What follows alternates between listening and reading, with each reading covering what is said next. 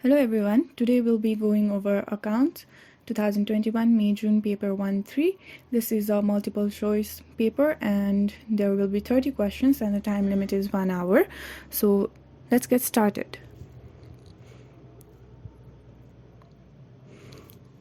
Okay, for the first question, we have a business purchased a pocket calculator for the use of a bookkeeper. The accountant included it as an expense in the income statement. Now we need to figure out which accounting concept is applied here. So the first one is historic cost.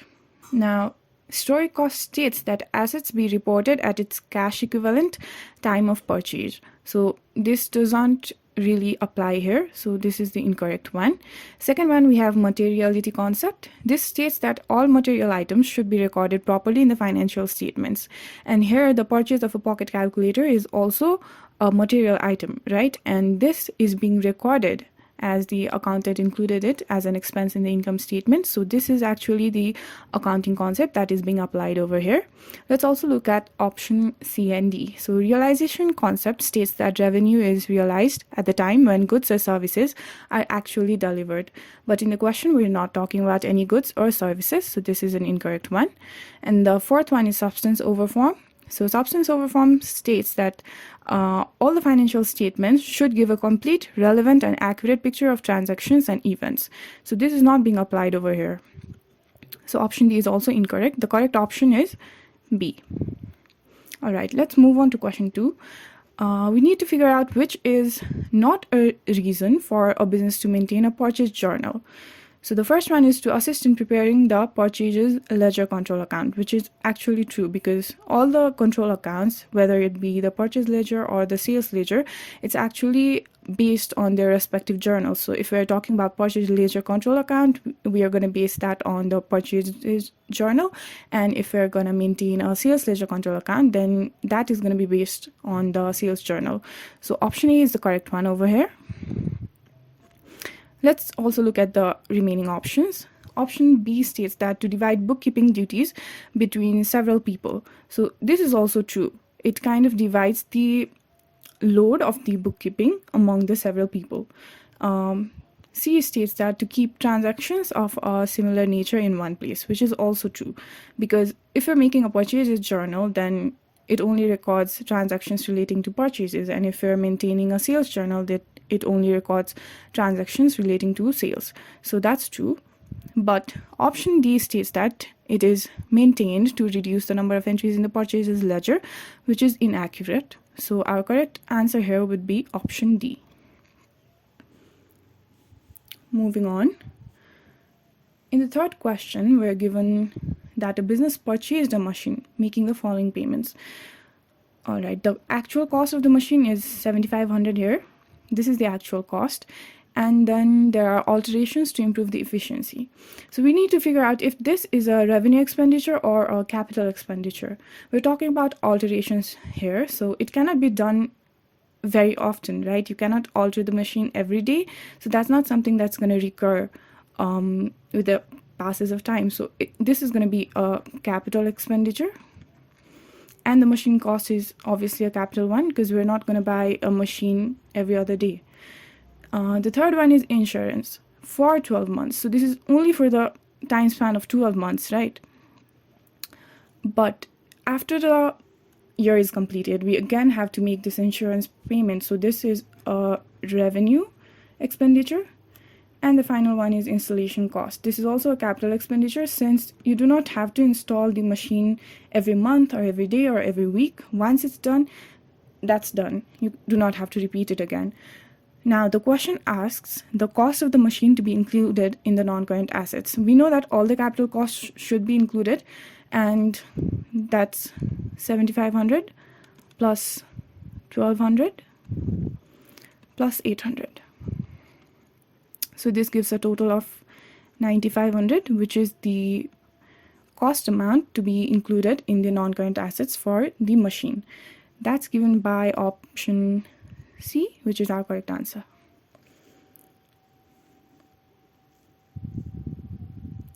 Okay, for question number 4, we're given that a business had a financial year end of 31st December 2020. And on 1st September 2020, it had sold an old motor vehicle and purchased a replacement All right, now how were these transactions recorded in the provision for depreciation account? The first one is the transfer to the disposal account. So disposal account in the provision for depreciation is always on the debit side.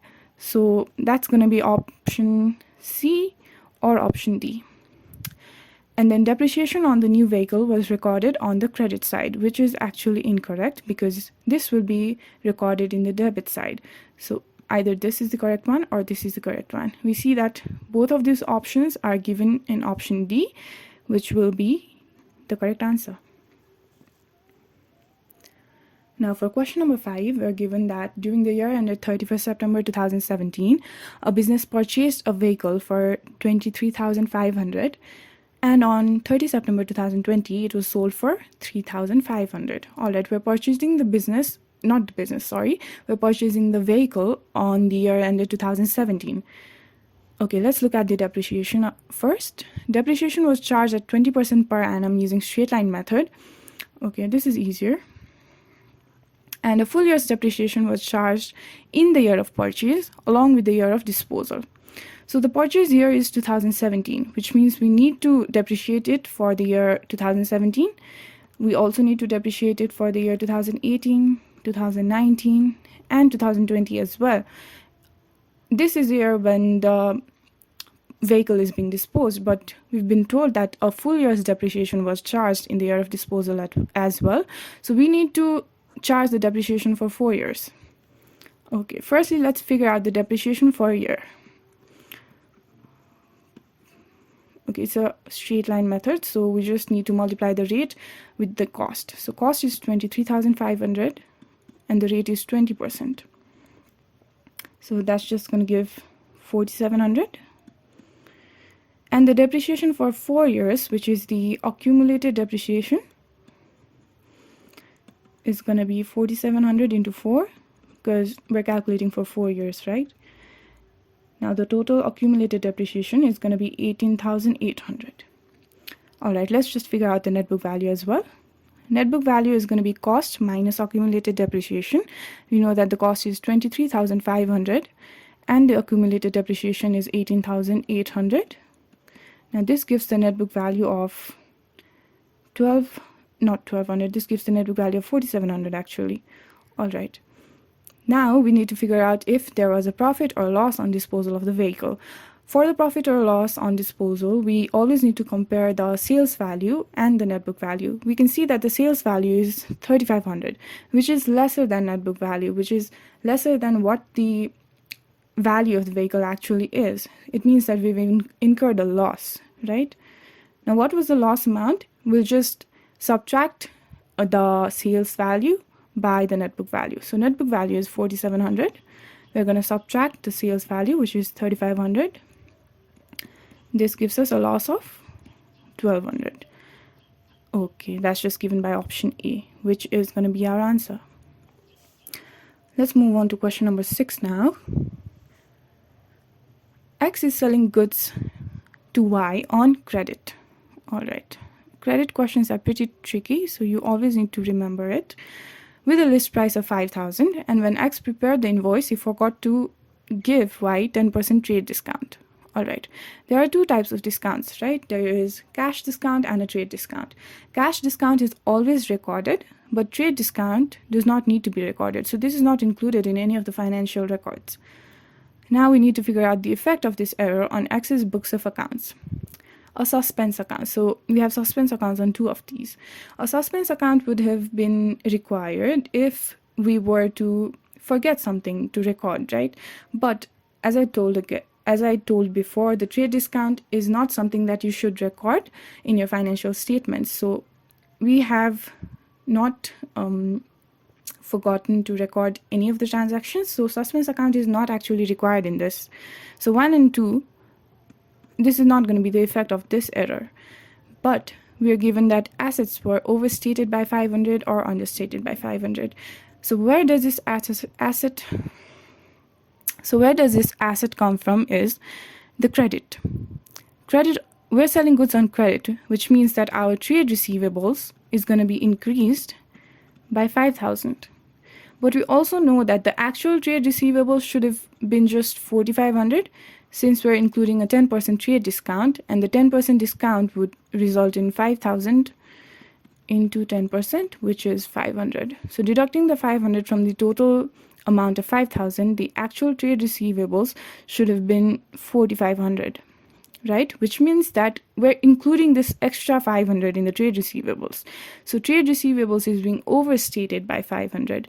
And since we know that trade receivables is an asset, so the third one is correct. Assets were overstated by 500. The fourth one is incorrect automatically because the asset cannot be overstated and understated at the same time. So the correct answer is C. It gives that the correct statement is only 3. All right, let's move on to question number 7 now. At the end of a financial year, the debit balance on a trader's sales ledger control account was 26,800. And at the same time, his sales ledger balances totaled 30,000. He discovered the following.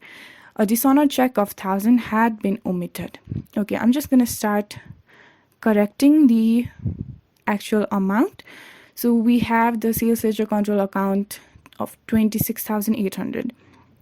So I'm just going to draw up the debit and credit sides of the sales ledger control account. So we have the given starting balance of 26,800. All right, the dishonored check of 1,000 had been omitted. And we know that dishonored check is always on the debit side. So let's just include the 1,000 here. Then a sales ledger credit balance. So this is not of any control account, right? This is only belonging to the sales ledger, which does not affect the sales ledger control account here. So we can just ignore this too. And the third one is that the sales journal had been undercast by 1,200.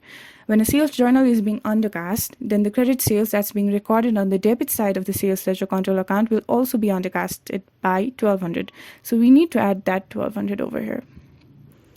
Okay, we just need to find the balancing figure over here now. Let's just figure out the total amount first.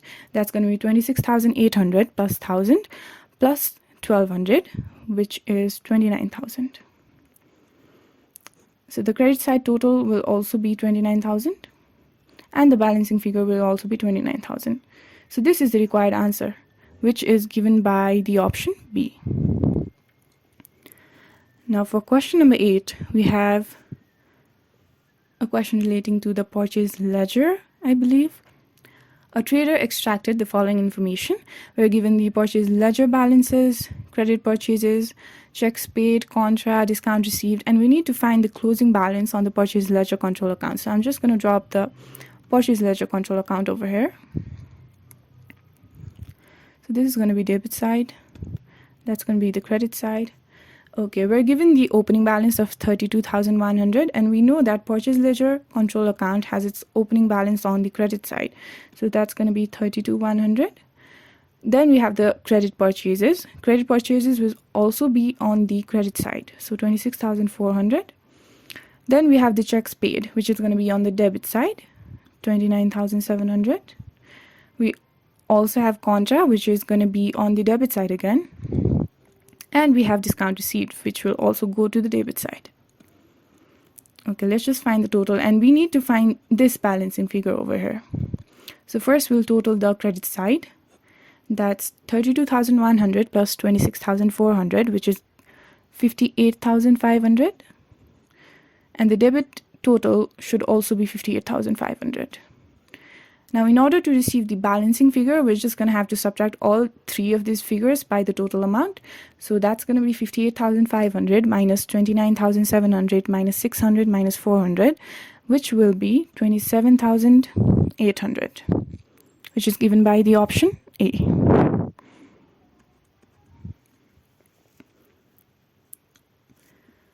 For question number 9, we have some items of closing inventory have been incorrectly included in the financial statements at their cost prices rather than their net realizable values, which means that the closing inventory is being overstated over here. So closing inventory is overstated. Now, what's the effect of closing inventory being overstated on the profit for the year and current assets? If the closing inventory has a higher value than it's supposed to have, then the current assets will also have a higher value right? So that's just going to be higher and higher. Nextly, the profit for the year. So we know that the closing inventory is always added in order to find the profit for the year. Now, if the closing inventory is overstated, then the profit for the year will also be overstated. So that's just going to be higher and higher. So the correct option for both of these is given in the option A. That's just going to be our answer. Now for question 10, Mariana rents part of her premises to Paul. On 1st April 2020, rent receivable account showed a balance of 800. So 800 is still to be paid as Paul owed rent for the last month. So 800 is a monthly payment. All right, so this is monthly rent for the last month of the financial year ended 31st March 2020. Okay, from 1st April 2020, there was a 5% increase in the annual rent.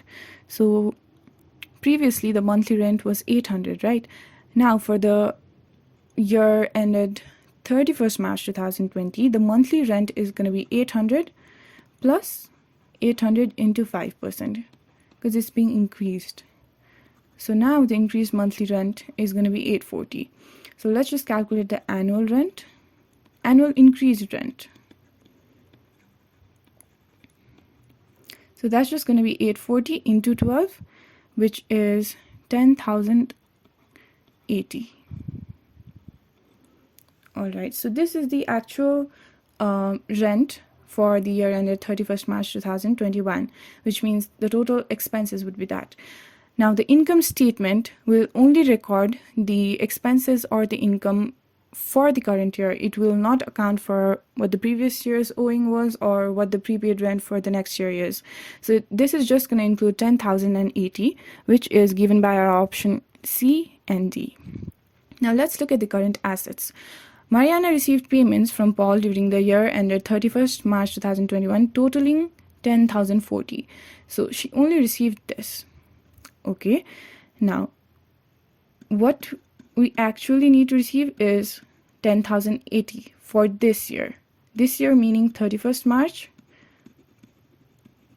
2021, the year ending 31st March 2021.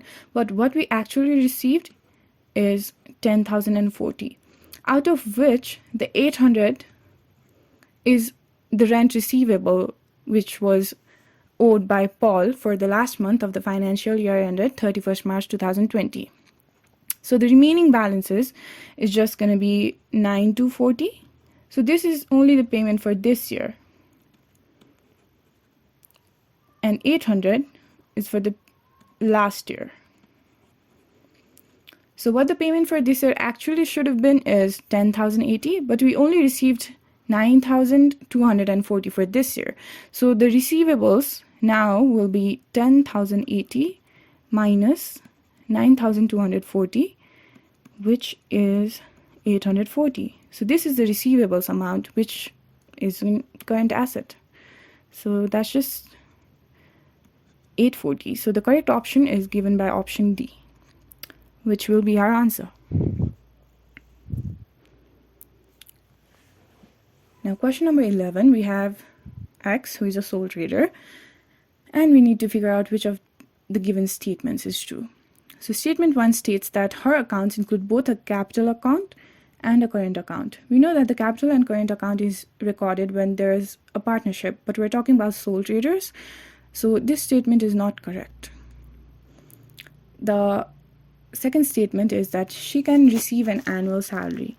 It would have been true if it were the case for a partnership, but again, this is a sole trader, so there's not going to be any salary, so this is an incorrect statement. Third statement is that she can receive interest on the capital she has invested in the business. Again, if it were to be a partnership account, this would have been true, but we're talking about sole traders, so this is again incorrect. Now the last one is that she can take drawings in excess of the profit for the year. This is true. So the correct option would be option D. Okay, for question number 12, John took goods from the business for his own use, and these had cost $125 and $20 had been paid for the delivery to the business premises. So the actual cost was only $125, but $20 was charged additionally for the delivery cost. Now we need to figure out how is this recorded in the John's books of accounts. So here we have that his own use.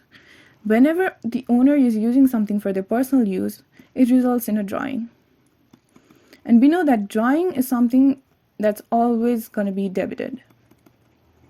So drawing, and here the amount is the total of these two amounts. So that's just 125 plus 20, which is 145. So the drawing amount is going to be equal to 145. All right, let's see the options available. So we have that on option A and option B.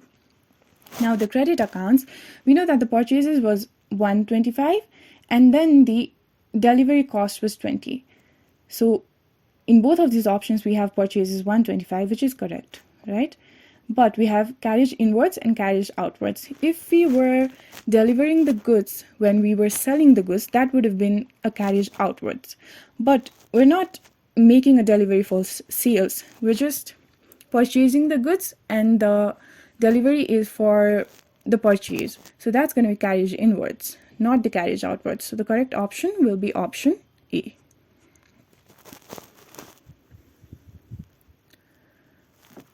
Okay, we have a partnership question next. So P and Q were in partnership, sharing profits and losses equally, and then R was admitted to the partnership. The terms of R's admission were as follows. He introduced a capital of 20,000 cash and a vehicle valued at 6,000, and then the non-current assets were revalued upwards, which means that there's profit on revaluation, and then we have goodwill at the value of 10,000, which will not be retained in the books of accounts. And we have the new future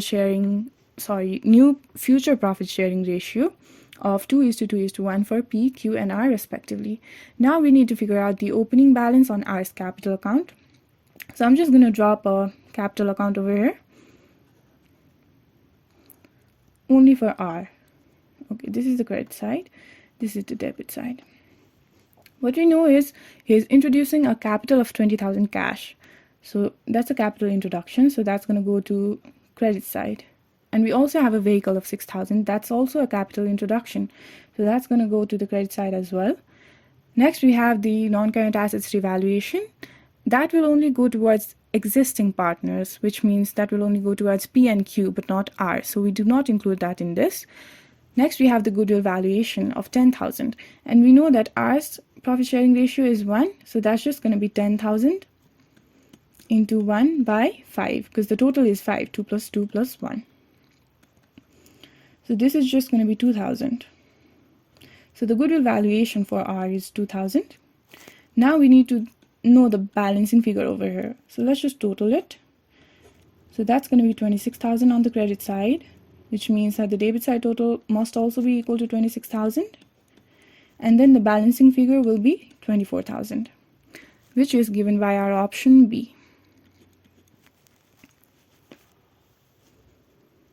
Again, we have another partnership question. Here we have the partners H and D, and they are charged 5% interest on their annual drawings, and their appropriation account is also given with all the interest on drawings, capital, salaries, and share of profits.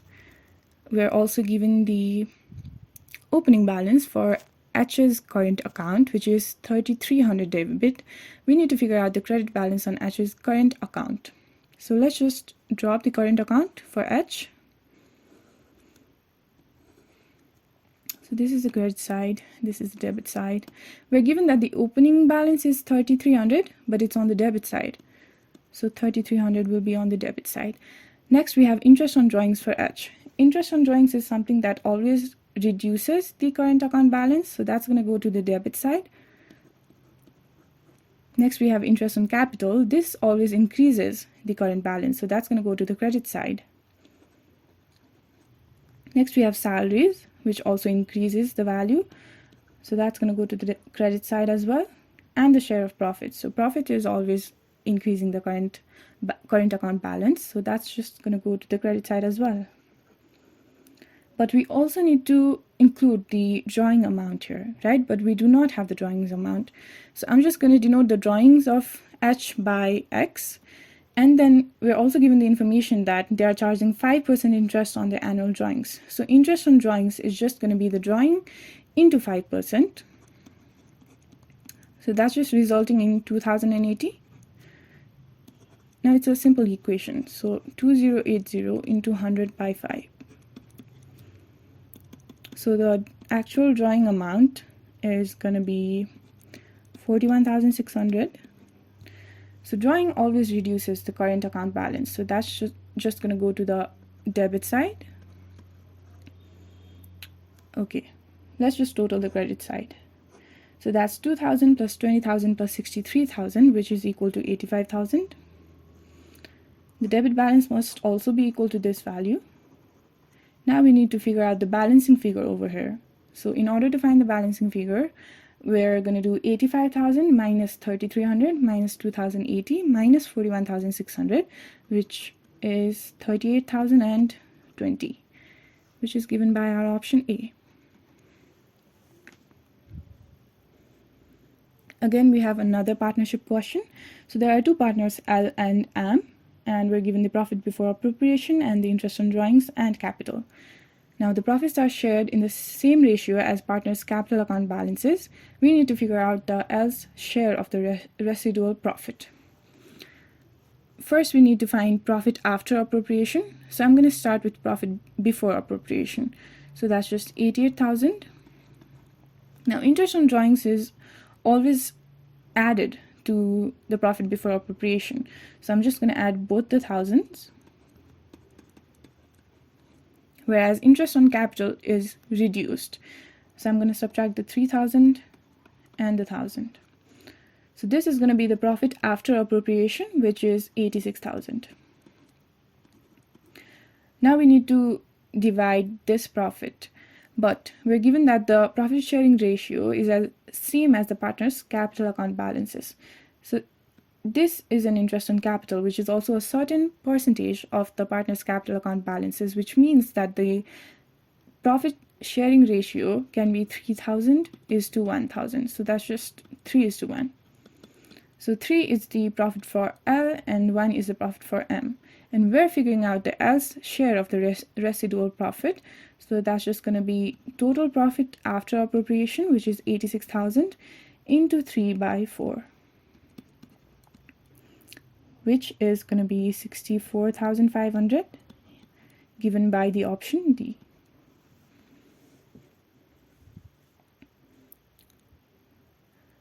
Next, we have a company's statement of financial position. We're given ordinary shares, share premium, retained earnings, and bank. A bonus issue of 1 ordinary share for every 4 ordinary shares held takes place. So we're given the nominal value of $1, which means that for every 1 ordinary share, we're going to issue, for every 4 ordinary shares, we're going to issue a new bonus share. So for 1 ordinary share, they're going to be 1 by 4 bonus shares. We're talking about 100,000 ordinary shares here. So that's just going to be 100,000 into 1 by 4, which is 25,000 bonus share. So this is the bonus share amount. All right. Now reserves are kept in their most flexible forms. What are the new account balances? So we need to figure out the account balances for share premium. Let's just do that first. So previously we had a share premium of 10,000, but we have a bonus share of 25,000, right? And when we issue a bonus share, the share premium is always deducted. We need to actually deduct it by the value of 25,000, but since we only have a share premium of 10,000, we're going to deduct the entire 10,000, which means the new balance for the share premium is going to be nil. So that's just given by option A and B. Okay. Next, we have retained earnings. So if the share premium is less than the actual bonus share, we then deduct the remaining balances from the retained earnings. So 48,000 minus, out of the 25,000 bonus shares, the 10,000 is already deducted from the share premium. So the remaining is 15,000. So we're going to deduct that 15,000 from the retained earnings amount. That's just going to be 33,000, which is given by option A and B again. Now we have bank. So bank remains unchanged, right? Because we're not going to deduct the bonus share amount from bank, or we're not going to add the bonus share amount to the bank. So it's just going to remain 50,000. So that's just given by option A and C. So all the three correct options are given by the option A, which is going to be our correct answer. So we need to find which of the following are shown in the statement of changes in equity. All right, option A, we have bonus issue, which is shown. Debenture interest is not shown in the statement of changes in equity, so that's just wrong. So option A is incorrect. Option B, we again have bonus issue, which is correct. We have dividends proposed. This is incorrect. We only include the dividends paid, not the proposed ones. So option B is also incorrect. Next, we have rights issue, which is included. We have dividends paid, which is also included. And we have the profit for the year, which is included. So option C seems to be the correct one. Let's just have a look at option D as well. Rights issue, this is the correct one. Debenture interest paid, this is incorrect. So option D is also going to be incorrect. This means that our correct answer would be option C. Okay, for question number 18, we're given non-current assets, shareholders' equity, 5% debenture, and bank loan. And we're also given the information that the bank loan is repayable in 5 annual equal installments. So the annual equal installments is going to be 150,000 divided by 5, which is 30,000. Okay, so among this 150,000, 30,000 need to be paid this year, which means that that is a current liability. And then the remaining 1,20,000 is going to be a non-current liability, since we do not have to pay this amount within a year. Okay, now we need to figure out the total working capital. Now, working capital is just going to be current assets minus current liability. We need to figure out the current assets over here first. So we have the total non-current assets of 200,000. We have shareholders' equity 170,000. We have debentures, which is a non-current liability, 40,000. And we have the bank loan, 1,50,000. So the total of equity and liabilities is going to be 360,000, which means that the total of assets should also be equal to 360,000. And we already have the non-current assets. So the current assets is going to be the balancing figure over here, which is 360,000 minus 200,000, which is given by 160,000. Now we have both the values for current assets as well as current liability. Let's just plug that in. So that's 160,000 minus 30,000, which is 130,000. That's given by the option B. That's going to be our answer. Next, we have something related to irrecoverable debts. All right, a trader has been making a provision for irrecoverable debts for some years. He is now considering reducing the percentage rate of the provision. Okay. Now, which ratios would be affected by this reduction? Current ratio. Current ratio includes current assets and current liabilities.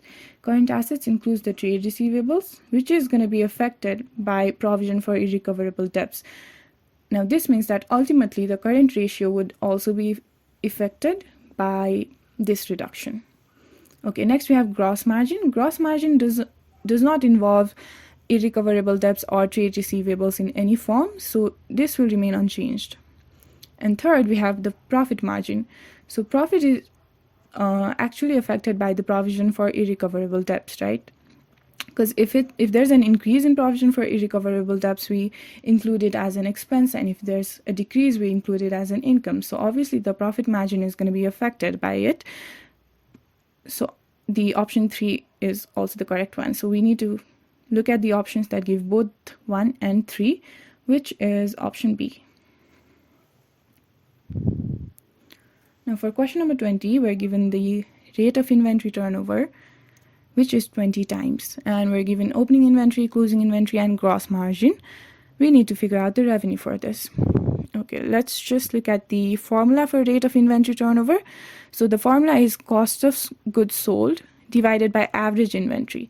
So average inventory is just going to be the opening inventory plus closing inventory divided by 2. That's 60,000 by 2, which means that the average inventory is going to be 30,000. Now this is equal to 20 times. Now this is an easy equation. So the cost of goods sold is just going to be 20 into 30,000, which is 600,000. So we're given that the gross margin is 25%, which means that 75% of the sales would be the cost of goods sold, right? So if I consider X to be the sales, then 75% of it is the cost of goods sold, which is 600,000. So then the sales is going to be 600,000 into 100 by 75, which is 800,000. And we're required to find the revenue, which is sales. So that's just given by option B. Now for question number 21, we're given opening inventory, purchases, and closing inventory. So these are of the direct materials for a month. And then inventory is valued using the first in, first out method. Now, what is the cost of the materials issued to production for the month? We're given the closing inventory of 3,500 kgs. So we understand that FIFO method is whichever inventory is bought in first will be used first. So the opening inventory was bought in first. So these 100 kgs are going to be used. And out of the 20,000, 3,500 kgs, because that's the closing inventory. So these are going to remain unused, which means that 20,000 minus 3,500 would be the used amount, which is 16,500 kg. So let's just multiply with the respective rates. That's going to be $20 and that's going to be $22. So 10,000 into 20 plus 16,500 into 22 gives us the total cost of the materials as 383,000, which is given by option C. That's going to be our correct answer. Now for question number 22. Alice works from home making and selling greeting cards. All of her business costs are variable. Okay. And Alice plans to double her output. To do this, she will need to rent a small workshop. When we're renting a small workshop, we need to pay the rent, right? And rent is a fixed cost. Okay. Now fixed cost is definitely going to increase because previously all of her business costs were variable. So this is going to increase. Variable cost per unit will remain unchanged because we're not making any extra additions. The total variable cost would increase because we're doubling the output. So that's just given by option C. For question 23, which costs are included when calculating the cost of sales using absorption costing? So absorption costing only includes those costs associated with the manufacturer. So factory overhead cost. Factory overhead cost definitely includes something that would be used while manufacturing a goods because goods are manufactured in the factory, right? So number one is going to be included. Then we have fixed selling and distribution. So selling and distribution cost is actually different from manufacturing cost. So this we do not include it. Next we have the finance cost. Finance cost is different than manufacturing cost, so this is not going to be included as well. Nextly we have direct cost, which is a manufacturing cost. So only 1 and 4 are going to be included, which is given by the option B. Okay, now we have budgeted information for factory overheads. We're given the departments machining, assembly, and stores. Now machining and assembly are production departments and stores is the service department, and the two production departments issued requisitions to stores as follows. So this is just the ratio of stores expenses to be divided among the machining department and the assembly department. Now the question asks, what was the budgeted overhead absorption rate for the machining department? So I'm just going to figure out the stores expenses or overheads, which is going to come under the machining department. That's going to be 10,000 into 120 by 100, not 100, 200. So that's going to be 6,000. Now machining already has a cost of 80,000. I'm just going to add that, which gives us a total of 86,000. Now this is the total machining department overhead, but we need to figure out the absorption rate. For absorption rate, we just divide the total overhead by the budgeted machine hours, which is 4,300. So this gives the rate of 20 per budgeted machine hours. So that's given by option B. For question number 25, which values per unit are not sufficient to enable the calculation of the contribution to sales ratio? So if we're given contribution and fixed cost, we cannot actually figure out the sales value. So these information are not sufficient. If we're given selling price, fixed cost, and profit, we can definitely figure out the contribution to sales ratio. If we're given selling price and variable cost, we can just figure out the contribution and we can calculate the ratio again. If we have variable cost, fixed cost, and profit, we can definitely figure out the sales value as well, and the contribution value, which is more than sufficient to calculate the contribution to sales ratio, which means that our required answer is going to be option A. Now, which statement concerning the break-even point is correct? At the break-even point, a company makes a profit. This is incorrect, because at a break-even point, the company neither makes a profit nor makes any losses.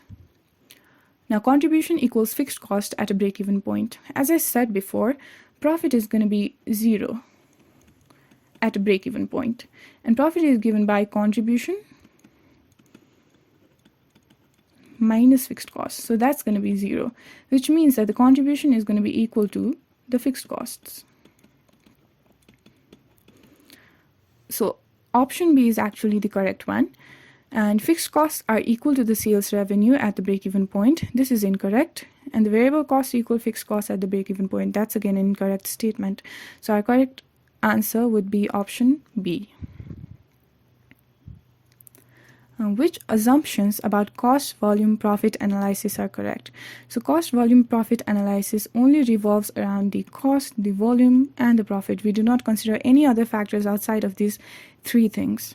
Okay, many different factors cause costs and revenues to change. As I said before, we're only going to consider the factors relating to cost, volume, and profit. We do not consider other different factors. So one is not the correct assumption. Next, we have the selling price and variable costs. So both are related to cost and profit, right? So these are usually constant, and that's our assumption. So the statement 2 is actually going to be correct. The third one, we have selling price and variable cost per unit change. They do not change. They are usually constant. So this is an incorrect statement. And the fourth one, we have the only factor causing costs and revenues to change is volume. Again, this is a cost, volume, profit analysis, and we're talking about volume. So this statement is correct as well. So only the statement 2 and 4 are correct, which is given by option C.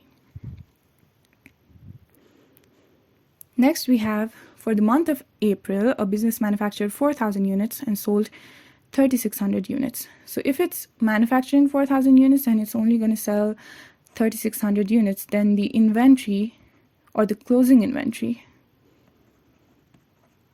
is going to be 4,000 units minus 3,600 units, which is 400 units. So this is the closing inventory at the end of the period. Now we're given the cost. We are given the direct materials, direct labor, variable production overhead, variable selling commission, and fixed production overheads. There was no opening inventory, so the business values inventory using marginal costing.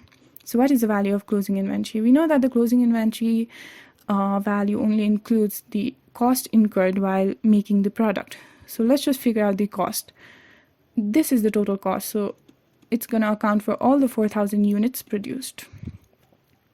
So that's going to include the direct materials. We're also going to include the direct labors. We'll also be including the variable production overheads because we include all of the manufacturing costs. But we do not include the variable selling commission because that's not something related to manufacturing. That's related to when the goods are actually being sold. Then we have fixed production overheads. Again, in cost, we only include the variable costs. So only these three are going to be included, which gives us a total of 23,600. So these are the cost of 4,000 units, but we only require the cost for 400 units. So let's just figure that out. So this is going to be 23,600 divided by 4,000 is going to give the cost per unit, but we require the cost for 400 units. So I'm just going to multiply by 400, which gives me the total of 23,600. And that's our answer given by option B. Next, we have the manufacturer who has a fixed cost of 300,000. He manufactures and sells a single product for 80 per unit, and the contribution to sales ratio is 60%. So we're given sales value, but we do not know the contribution value, right? So let's just figure that out. So contribution by sales. So sales is 80 into 100% is equal to 60%. So we can easily figure out the contribution amount from here. So contribution is going to be 60 into 80 by 100, which is $1.48 per unit. Nextly, we need to figure out how many units does it need to sell to make a profit of 600,000. So I'm just going to suppose the number of units by X, and the total contribution is 48. Minus the fixed cost, which is 300,000, it should give a profit of 600,000. Again, this is a very simple equation. So X equals to 600,000 plus 300,000 divided by 48. So this is going to be 18750 units, which is given in option D. Okay, the last question, we need to figure out this statement concerning the use of budgetary control system. So managers should receive a copy of the budget, which is true. If you're calculating a budget and you're not going to even share it with your managers, then that's of no use to the company, right? So the option 1 or statement 1 is actually correct. Managers should agree with the aims and objectives of the budget, which is also true, because you're not going to create an unrealistic budget on which the managers are not going to agree, right? So the managers should definitely agree with the budgets. Next, we have managers should be consulted when the budget is prepared. That's true as well, because managers are the one who are going to assign the roles in order to achieve the goals that are set in the budget. So they should definitely be consulted. And the last one is that managers should be committed to attaining budget outcomes. As I said before, if you're going to set an unrealistic goal, which actually demotivates the managers along with other employees. So if you set a realistic goal, then the managers should definitely be committed to attaining the budget outcomes. So we see that all 4 of these statements are correct, which is given by option A. So this is the end of this set. I hope this was useful to you guys. If you like this video, please leave a like below, leave a comment, and please subscribe if you want to view more of these contents. Thank you.